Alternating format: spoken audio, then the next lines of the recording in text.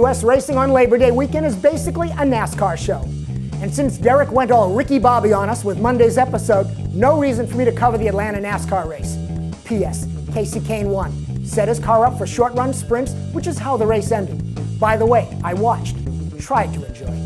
The other weekend racing was stuff we've covered before. I mean, how many times do you need to hear me say, Mercedes wins in DTM? They did. Loeb wins in WRC. He did, and then didn't. Hervinen won after the Citroën Tech disqualification. Rossi wins in MotoGP. I've said that before. So what to show you today? How about a little race car engineering 101? Some commenters write that they're just not into race cars. What? That's my Napoleon Dynamite. Others say they can't follow my tech speak. The rest you get confused by my voice, clothing, or the fact that I'm not Derek D. Hey, I can't help the last group, but here's a jump start to understand why race cars can be as cool as the latest Veyron. To start, there are production-based race cars like GT2 Le Mans cars, Aussie V8s, Coney Challenge, where the street car is the foundation for the build, and then there are purpose-built race cars like F1, the Audi R15, or this Mazda Grand Am GT, because it's really just a tube-frame chassis covered in RX-8 bodywork, or this custom-built rear-wheel drive Scion drift car, or Dakar off-roaders, or NASCAR. Next, think open-wheel cars or fenders. From the Braun to GP2, IRL, Indy Lights, Atlantic, F3, Formula Ford, etc., etc. To this Formula Nippon, 190 mile an hour, 600 horsepower, 10,300 RPM Honda or Toyota V8, really cool front wings, and a 400 RPM 20-second overtake system where the roll bar lights up when you hit the button. And let's throw in fuel dragsters here too.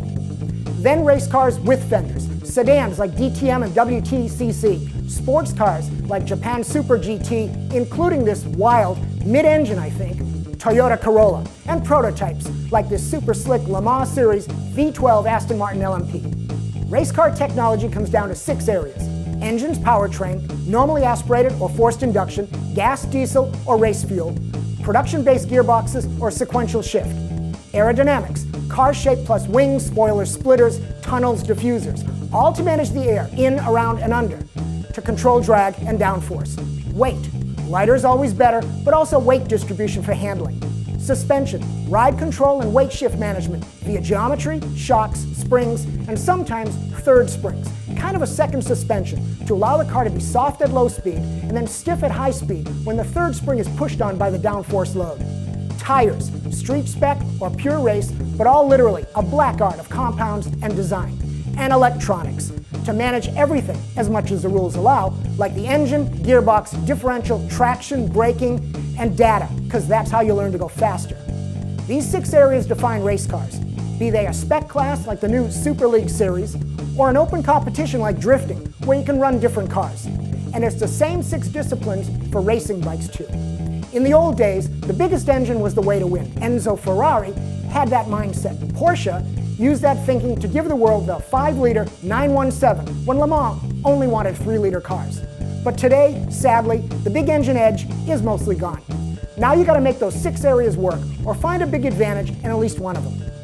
I like 3 websites, racecar-engineering.com, gurneyflap.com, and mulzancorner.com to check out technology and the race cars.